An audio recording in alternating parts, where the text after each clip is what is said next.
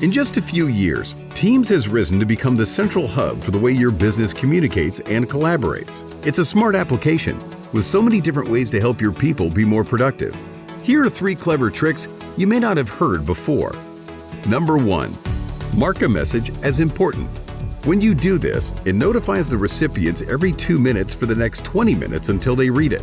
So use this power carefully. With great power comes great responsibility. It's simple to do.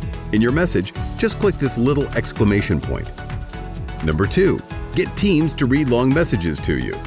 If a colleague has written tons of text, the immersive reader option makes it easier to absorb. Hover over the message, click the 3-dot icon, and choose Immersive Reader. Then click the play button at the bottom. And number 3. Access all the shortcuts. Just type a / and you'll see all the shortcuts, including ways to see recent files, your mentions, and set your status. Our team are experts at Teams. Want some help for your business to get even more out of it? Get in touch.